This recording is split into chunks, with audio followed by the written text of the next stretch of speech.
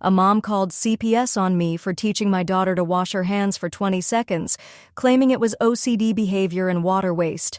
She'd been stalking us since my husband rejected her advances at back-to-school night.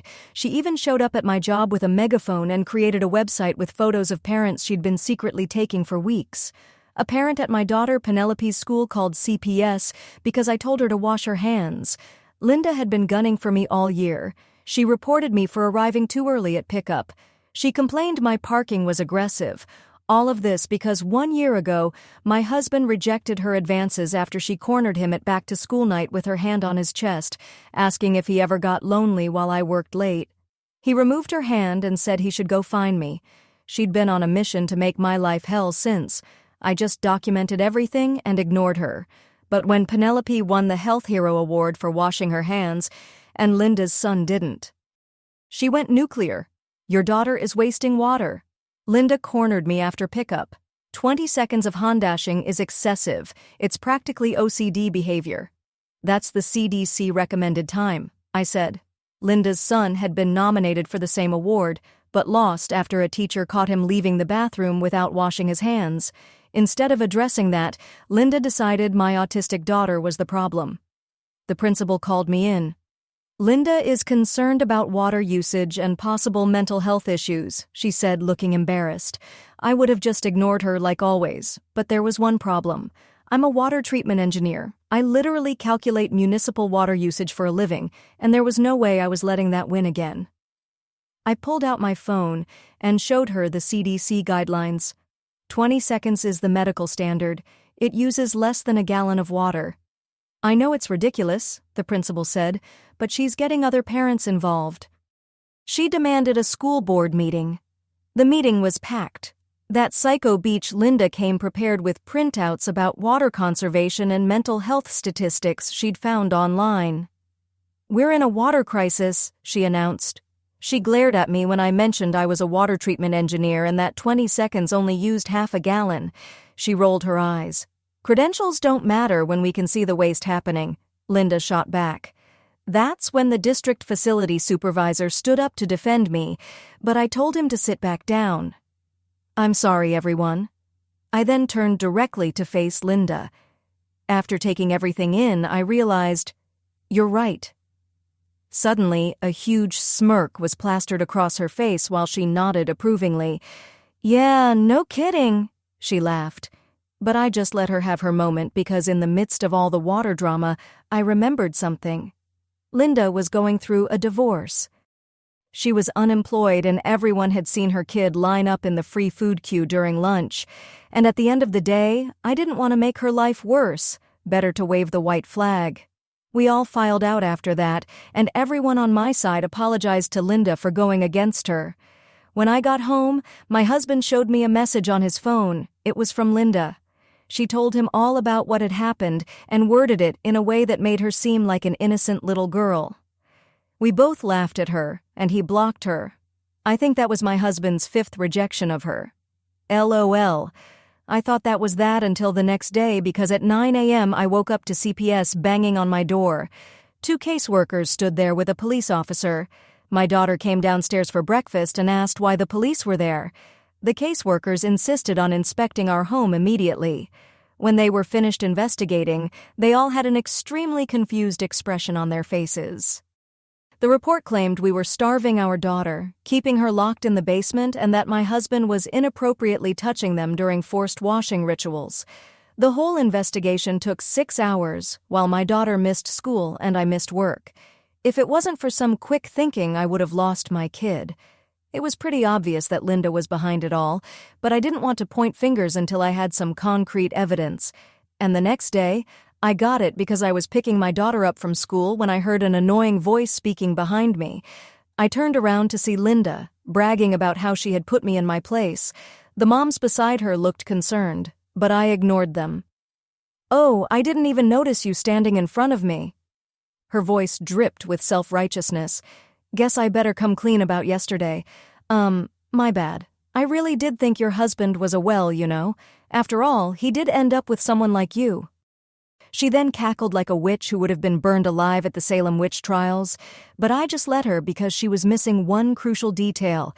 I'm not the kind of who falls apart when pushed. I'm the who gets strategic. The next morning brought more harassment.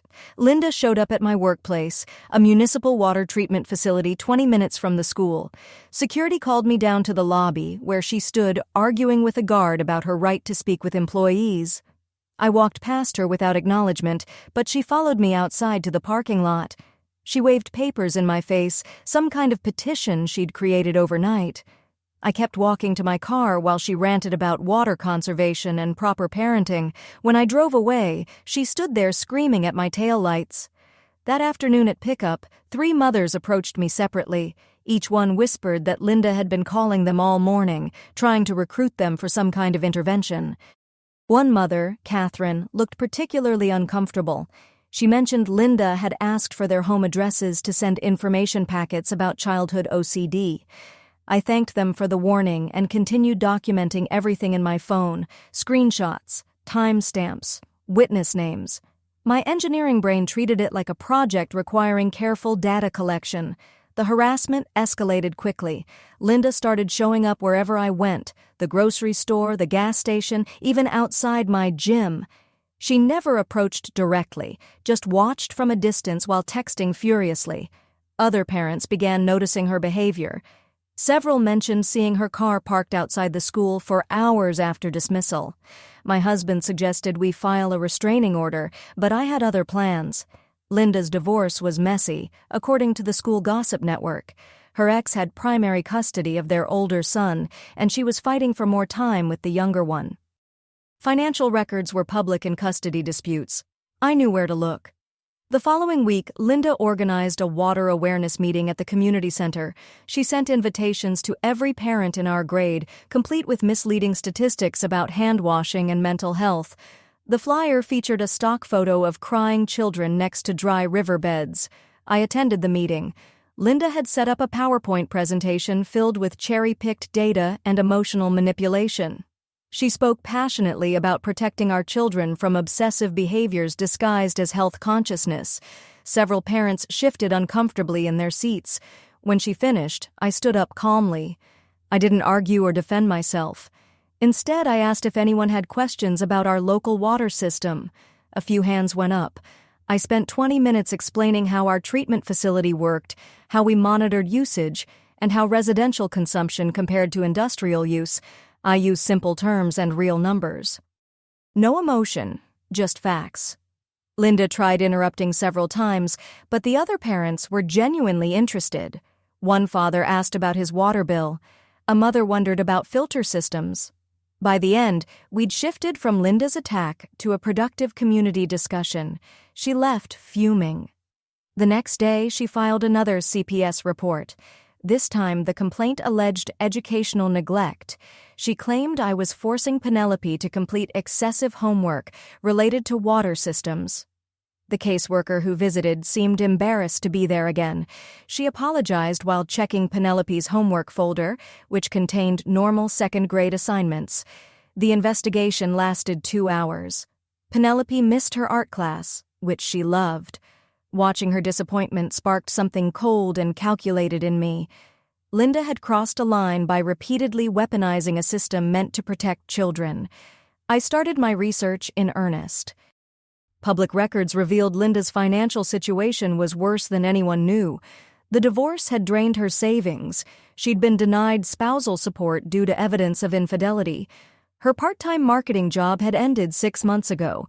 She was 3 months behind on rent. Court documents from her custody battle were illuminating. Her ex-husband's lawyer had raised concerns about her pattern of false accusations against authority figures. There were incidents at her older son's previous school. A teacher accused of discrimination.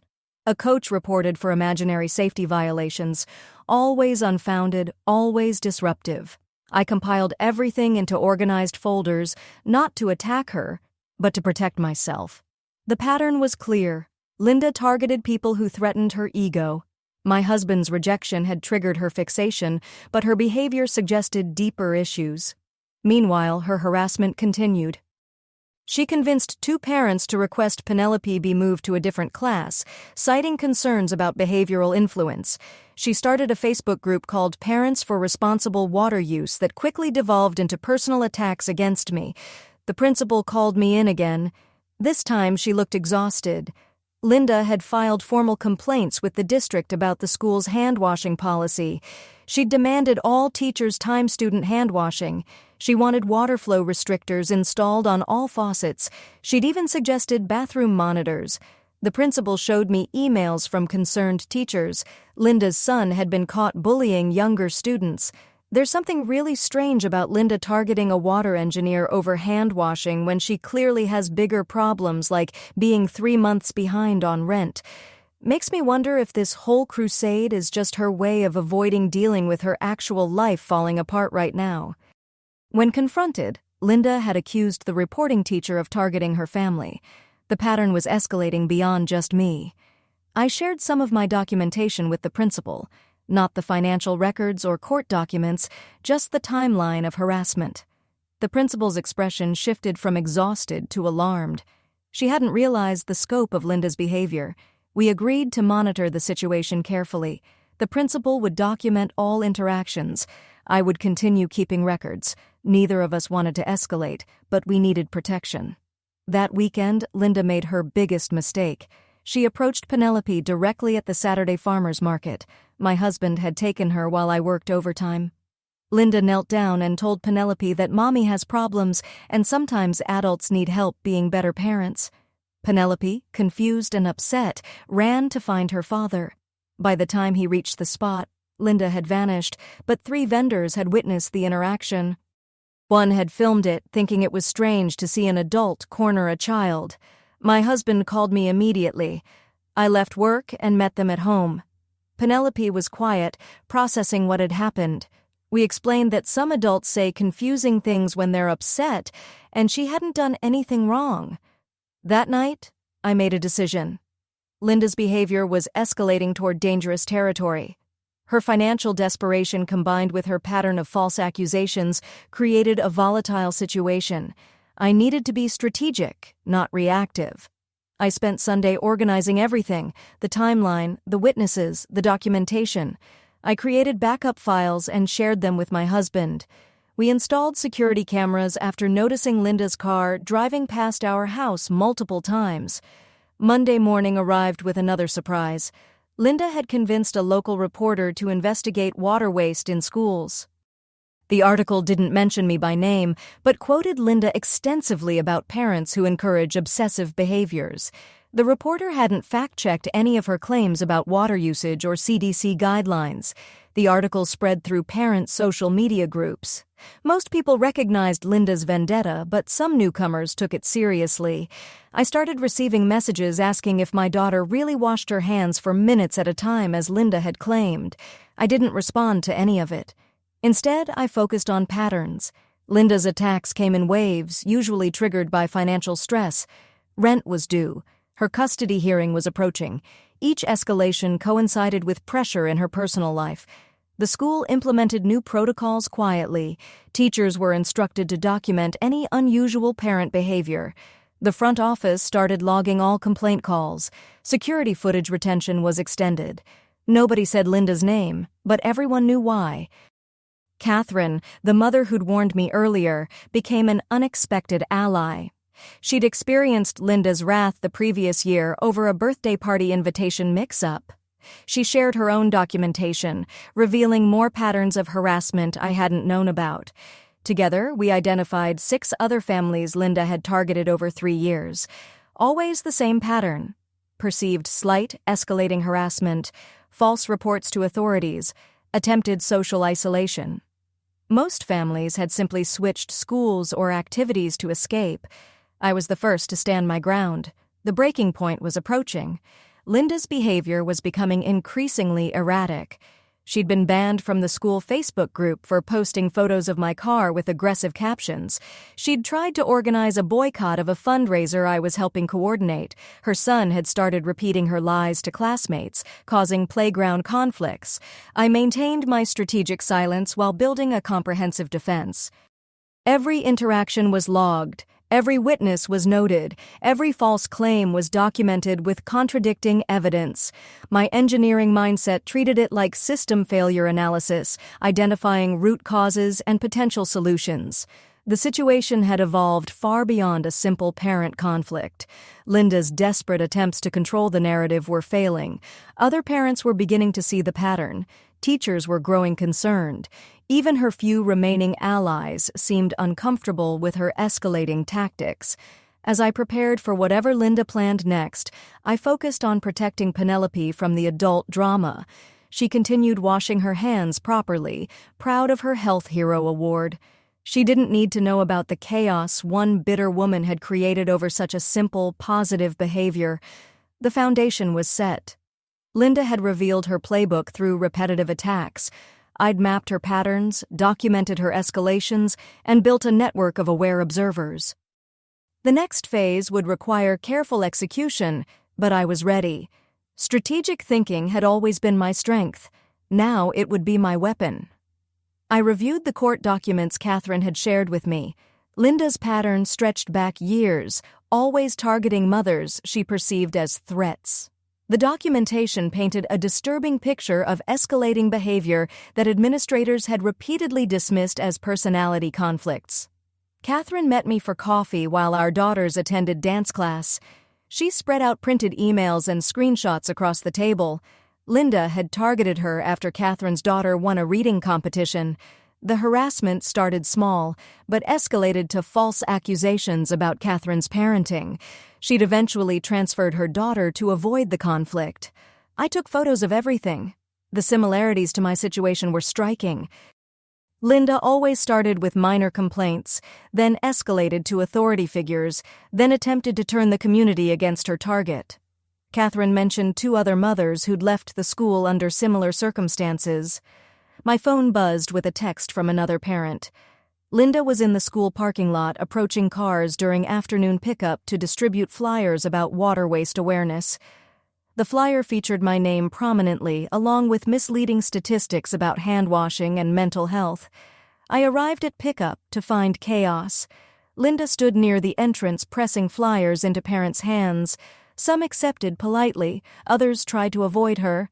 The principal watched from the doorway, clearly frustrated, but unable to intervene on public property. Linda spotted me and raised her voice, announcing to everyone about the water crisis our children faced.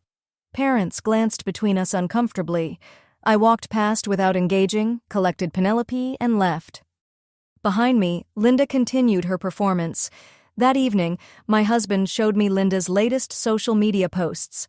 She'd created an entire narrative about wealthy families wasting resources while others struggled. The posts carefully avoided naming me directly, but included enough details that everyone knew her target. Comments ranged from supportive to skeptical. I screenshot everything and added it to my growing file.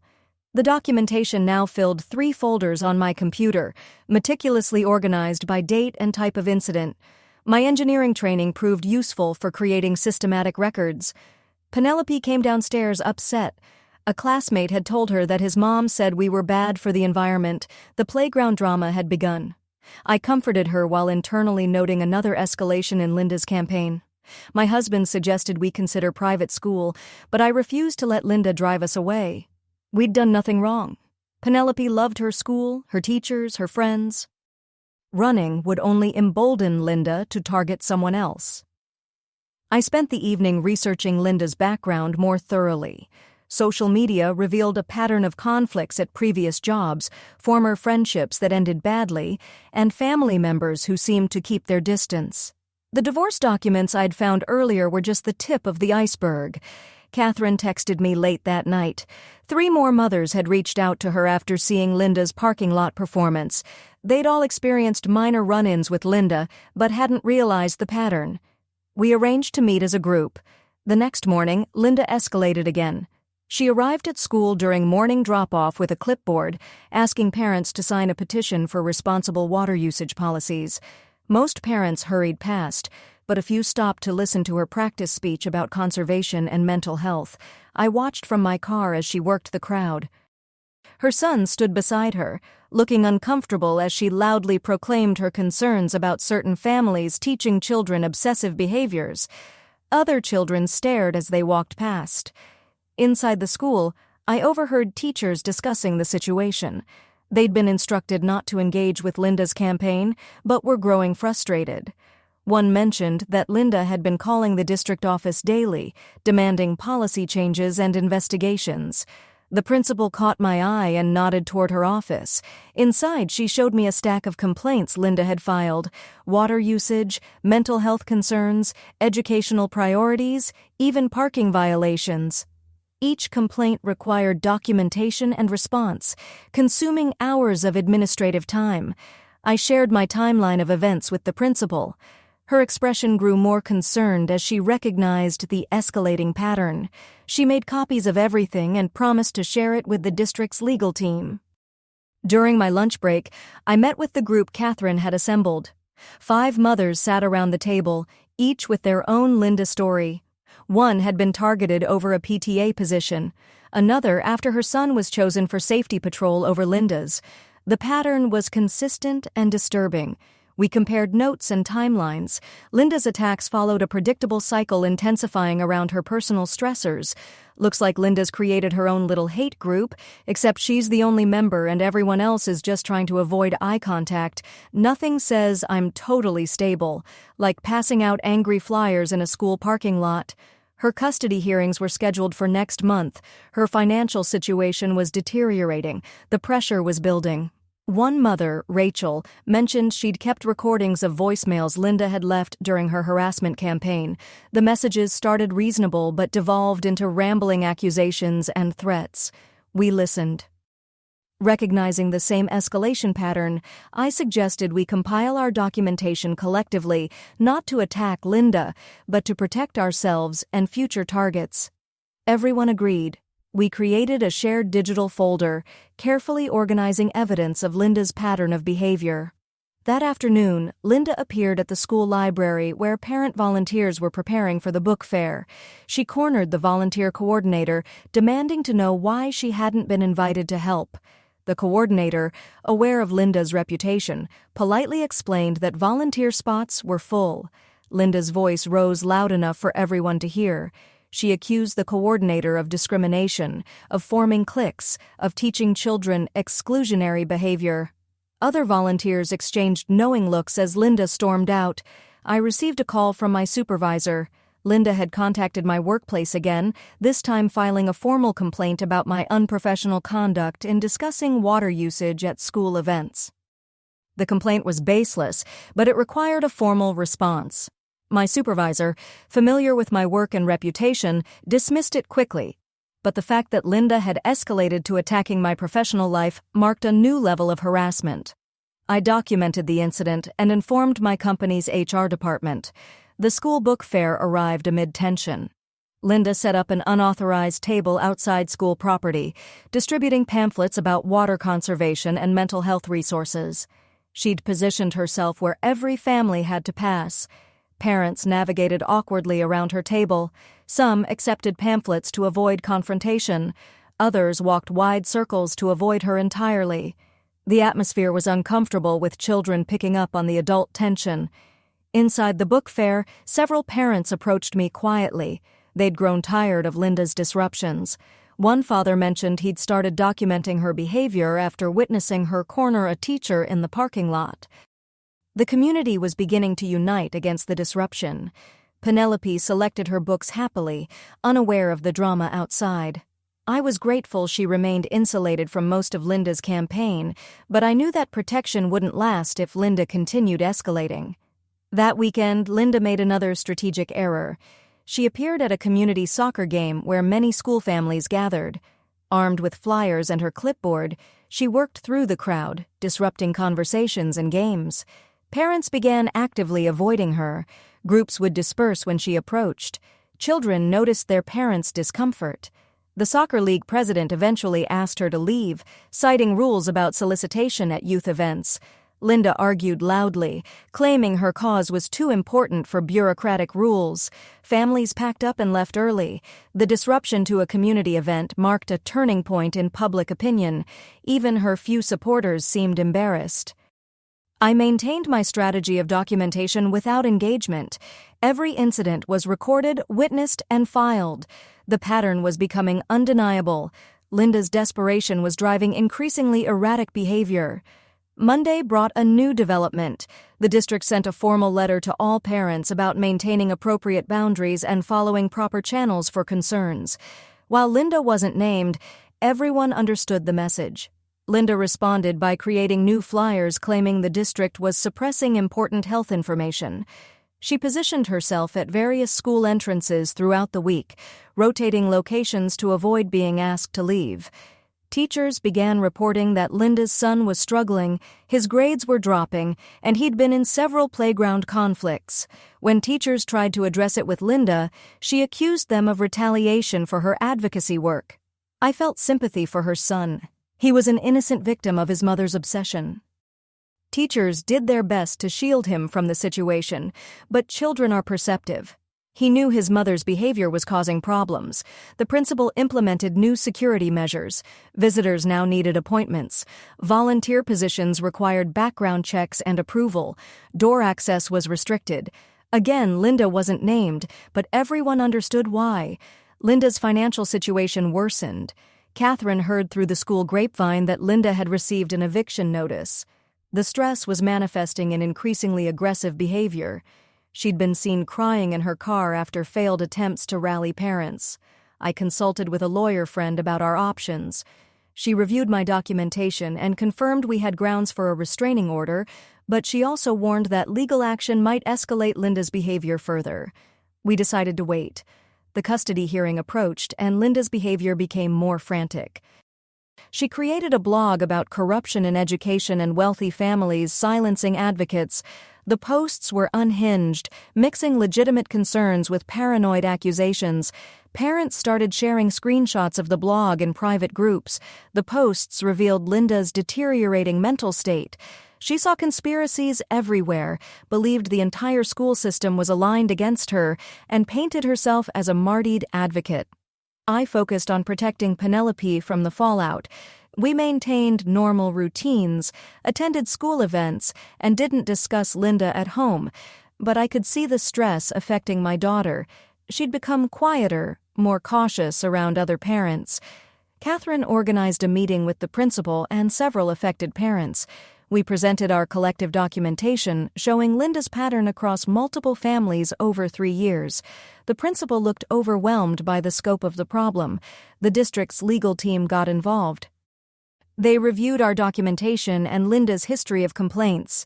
While they couldn't take direct action against a parent, they could implement policies to protect students and staff from harassment.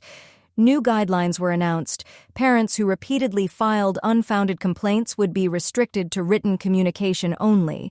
Those who disrupted school events would be banned from campus, except for picking up their children. The policies were neutral, but clearly targeted at Linda's behavior. Linda responded predictably. She accused the school of silencing parents and threatened legal action. She created new social media accounts when her original ones were blocked. She recruited her few remaining allies to file complaints on her behalf, but the community had reached its limit. Parents openly discussed Linda's behavior at school events. Teachers felt empowered to document incidents. The school board received letters supporting the new policies. Linda's isolation was nearly complete. I continued my strategic approach. Every action was defensive, never offensive. I protected my family while letting Linda's own behavior drive her downfall. The engineering principle of allowing a flawed system to fail naturally was proving effective. The custody hearing arrived. Linda's ex-husband's lawyer had somehow obtained some of our documentation, showing her pattern of harassment.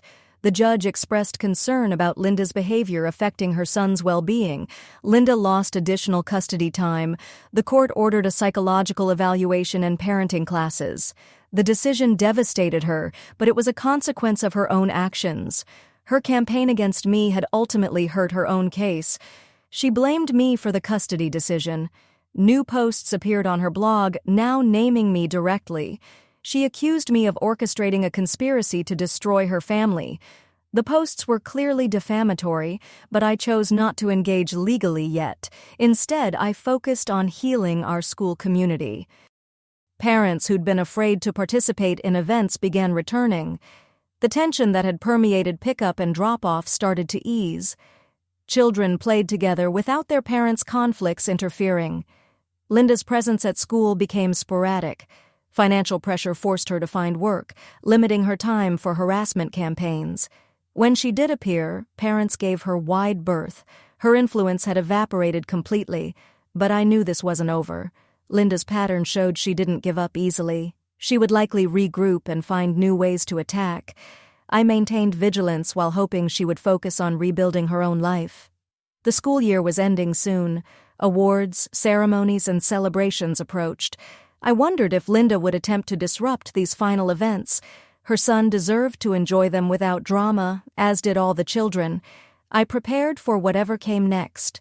My documentation was complete. The community was aware. The school had protections in place. Most importantly, Penelope had weathered the storm with minimal impact. She still washed her hands properly, still felt proud of her Health Hero award. The strategic approach had worked so far.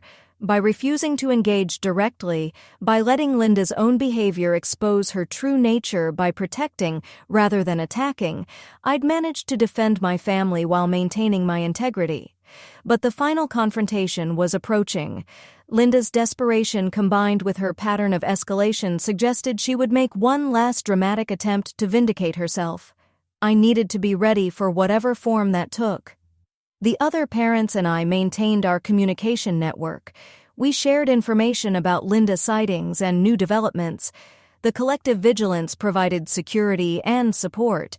We'd formed an unintended community through shared adversity. Why is Linda setting up unauthorized tables and making her own flyers about water conservation when she's facing eviction and custody battles? Something doesn't add up about her priorities right now.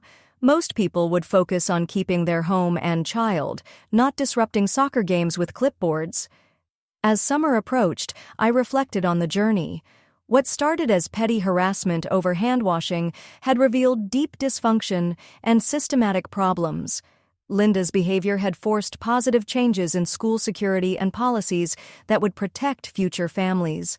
The cost had been high: stress, lost time, worried children, disrupted community events. But we'd survived. More than that, we'd learned to stand together against bullying behavior, even when it came from adults who should know better. The next chapter was about to begin. Linda's lease was up. Her custody arrangement was under review. Her reputation in our community was destroyed. She faced a choice between accepting responsibility and changing or finding new targets elsewhere. I suspected she would choose the latter. People like Linda rarely changed. They simply moved their dysfunction to new venues, but our community was now prepared. We had systems in place. We knew the warning signs. For now, I focused on the present. Penelope's end-of-year celebration was coming. She'd grown so much despite the challenges. Her confidence in doing the right thing, like proper hand-washing, hadn't wavered despite an adult's campaign against it. That resilience gave me hope. Children could weather adult storms when properly protected. Communities could unite against disruptive individuals. Systems could be improved through difficult experiences. Even Linda's harassment had ultimately strengthened us. The final confrontation loomed, but I felt ready. My strategic patience had paid off. The documentation was complete. The community was aware. The school was protected. Whatever Linda planned for her last stand, we were prepared to weather it. The ending was near, but not yet written. Linda still had moves to make. I still had a family to protect. The chess match that began with hand-washing would conclude soon, but for now I waited, watched, and remained ready for whatever came next. The end-of-year award ceremony arrived on a humid Thursday morning. I watched Linda enter the auditorium 20 minutes late, her movements jerky and aggressive as she pushed past seated parents. She'd lost weight since the custody hearing. Her clothes hung loose and dark circles shadowed her eyes. Catherine nudged me and pointed to the program. Linda's son was receiving an attendance award. At least he'd have one positive moment despite everything. I focused on Penelope, who sat with her class near the front, occasionally turning to wave at us. During the ceremony, Linda stood up 3 times to take photos, blocking other parents' views. The principal made eye contact with security, who moved closer to Linda's row. She noticed and sat down, but her agitation was visible in her constant fidgeting and loud whispers to anyone who'd listen. When they announced the Health Hero Award recipients, including Penelope's continued recognition, Linda's face contorted. She half stood, then caught herself and slumped back down. Parents nearby shifted away from her. The tension in her section was palpable. After the ceremony, families gathered in the courtyard for refreshments. Linda cornered the new district superintendent near the juice table. I watched her animated gestures and his increasingly uncomfortable expression. He excused himself after 2 minutes, but Linda followed him toward the parking lot. Security intercepted her at the gate. The conversation appeared heated. Linda pulled out her phone and started recording, shouting about her rights. The superintendent drove away while security firmly guided Linda back to the courtyard. Several parents filmed the interaction on their phones. I collected Penelope and prepared to leave, but Linda positioned herself by the exit, her eyes locked onto mine with an intensity that made my skin crawl.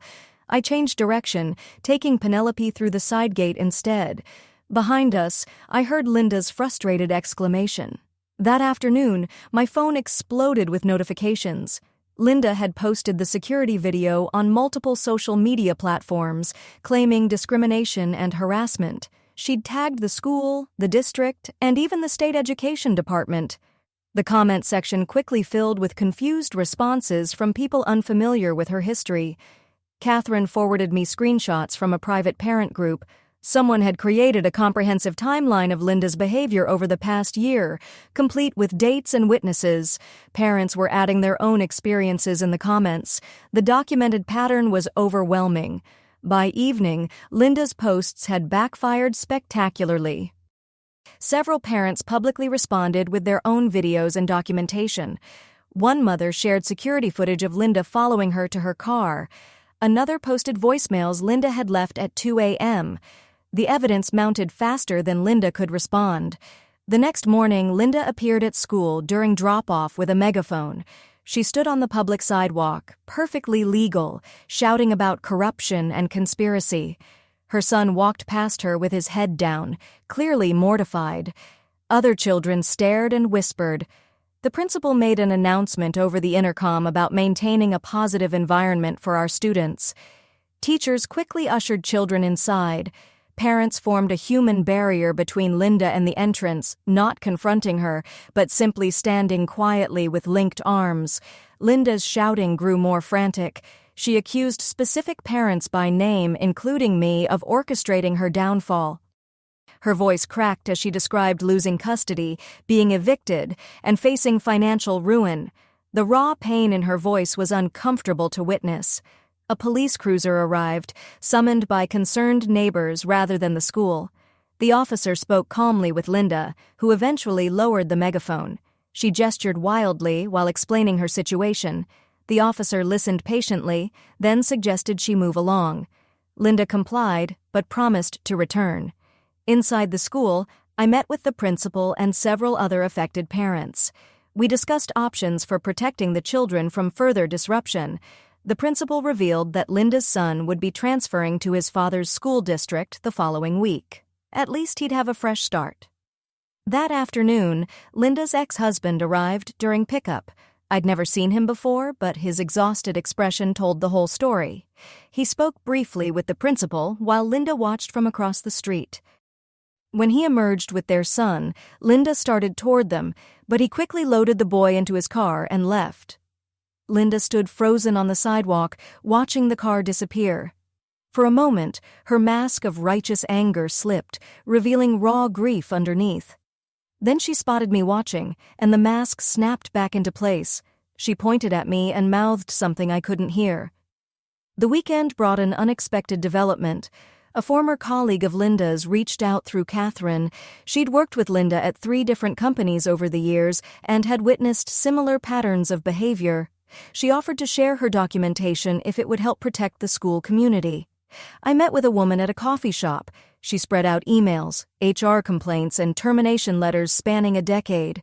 The pattern was consistent, but escalating. Linda had blamed co-workers for conspiracies, filed false complaints, and created hostile work environments. Each job had ended badly. The woman explained that she'd stayed silent out of pity, but seeing Linda target children had changed her mind. She'd already submitted a statement to the school district's legal team. Several other former colleagues were prepared to do the same if necessary. Monday arrived with news that Linda had been formally trespassed from school property. The letter delivered by certified mail outlined the legal consequences of violating the order. She could still pick up her son from the designated area, but couldn't enter campus or attend school events. Linda's response was swift and unhinged. She created a website dedicated to exposing the conspiracy against her. The site featured photos of parents, including me, with our names and accusations listed below. Some photos appeared to have been taken from considerable distances, suggesting she'd been surveilling us for weeks. The school's legal team moved quickly. Cease and desist letters were sent. The hosting company was contacted about terms of service violations. Parents documented everything for potential restraining orders. The website lasted less than 48 hours before being shut down.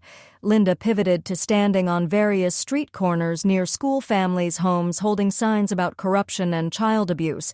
She never technically trespassed, staying on public property, but her presence was deeply unsettling. Several families reported her to police who could only warn her about harassment laws. The situation reached a crescendo when Linda appeared at the school district's monthly board meeting. During public comment, she launched into a rambling speech about water conservation, false CPS reports, and parental rights. Board members listened stone-faced as she exceeded her time limit. When security approached to escort her out, Linda pulled out a stack of papers, throwing them into the air. They were copies of her evidence against various parents. As papers lettered down, she shouted about justice and truth before being firmly guided outside. The local news picked up the story, but not in the way Linda had hoped. The report focused on school security measures and the importance of proper channels for parental concerns. Linda wasn't named, but anyone familiar with the situation recognized the references. Parents rallied to support each other through the final days of school.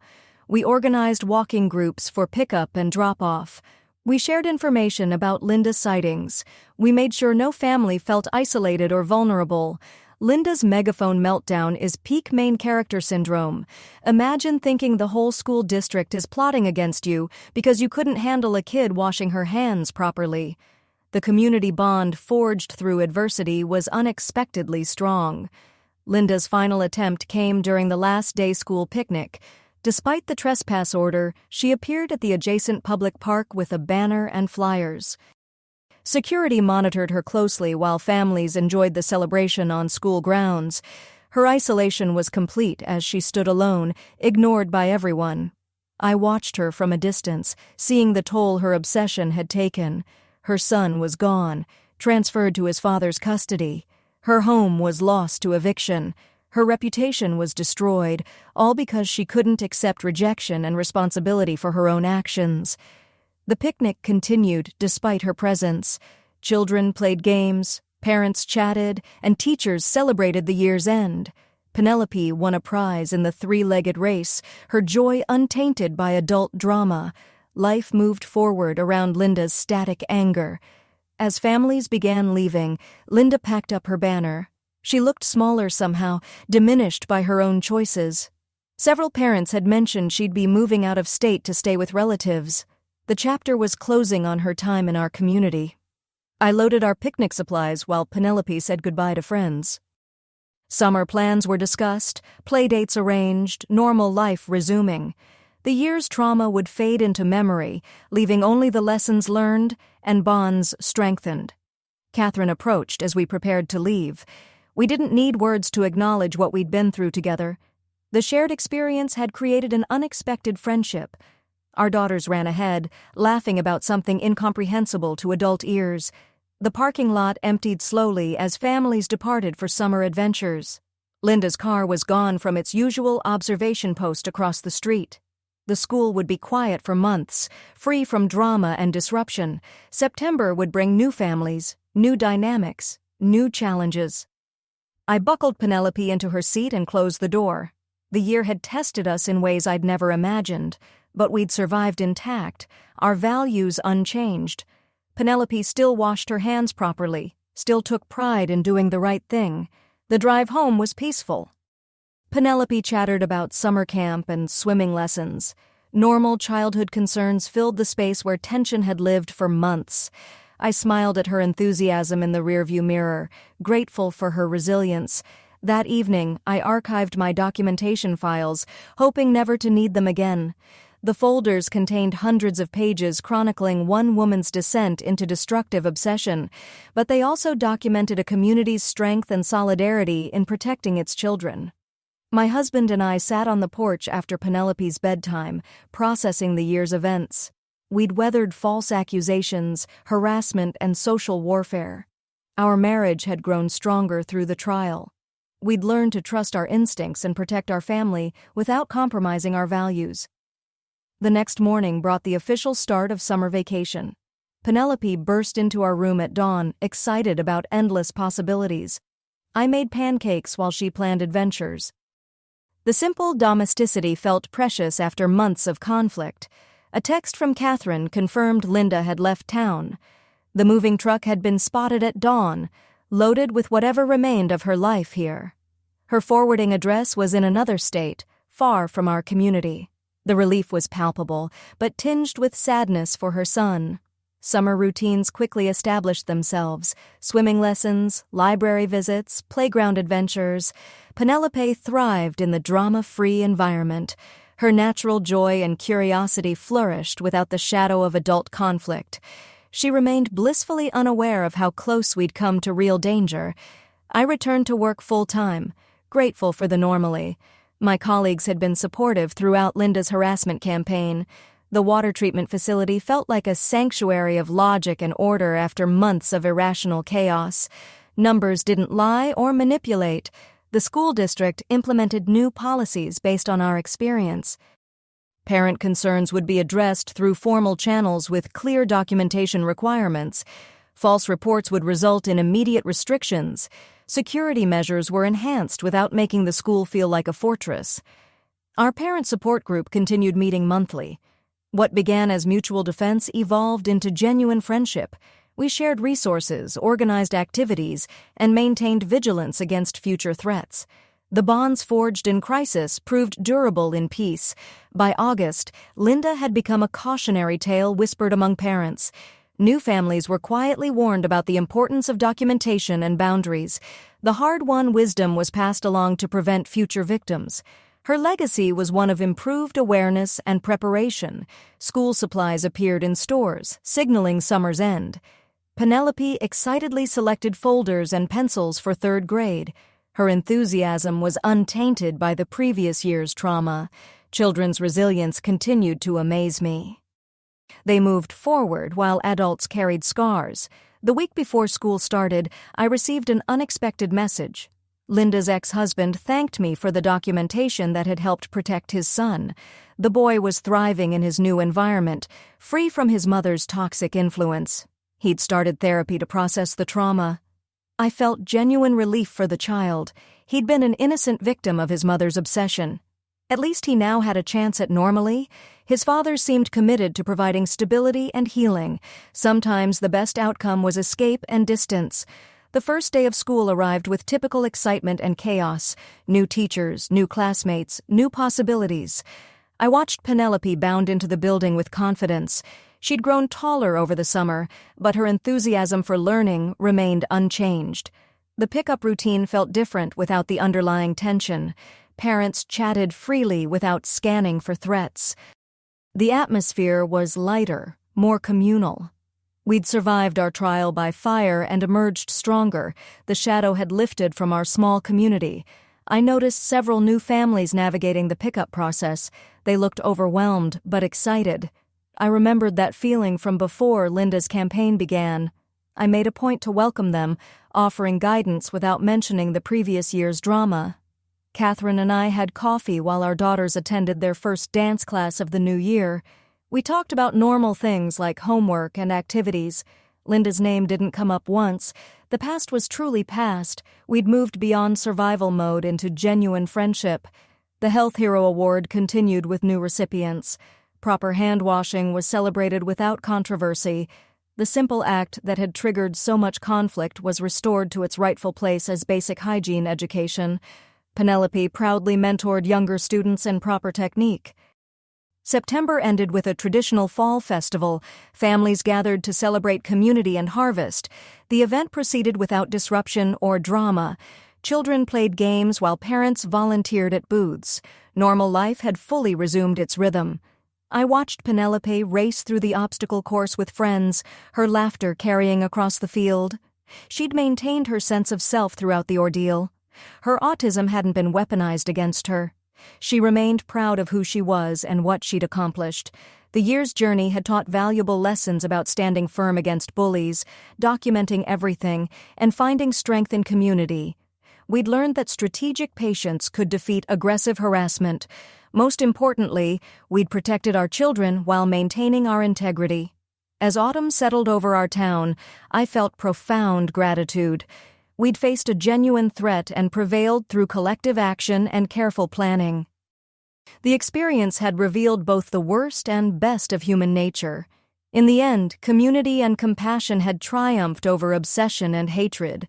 Life continued with its normal rhythms: work, school, activities, family time. The extraordinary had given way to ordinary, and I was deeply grateful. Penelope grew and learned and played, unmarked by the adult conflict that had swirled around her. We'd successfully shielded her innocence while defending our family. The strategic approach had worked exactly as planned.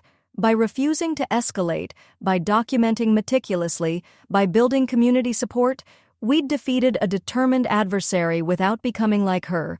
We'd won by being exactly who we were, good parents protecting our children. Looking ahead, I knew other challenges would come. Life guaranteed obstacles and conflicts, but we'd proven our ability to face them with wisdom and strength. The community bonds forged in crisis would endure. We were prepared for whatever came next. For now, though, we simply lived. Homework and bedtimes, meals and milestones, the thousand small moments that make up a childhood. Penelope washed her hands for exactly 20 seconds, proud of her Health Hero Award, unaware of the battle fought in its name. And that's exactly how it should be. Thanks for sticking with me through all that. Seriously, what a ride. I'm still kind of side-eyeing half of it, but hey, sometimes the questions are more fun than the answers. Until next time, stay curious out there. If you made it to the end, drop a comment. I love reading all your comments.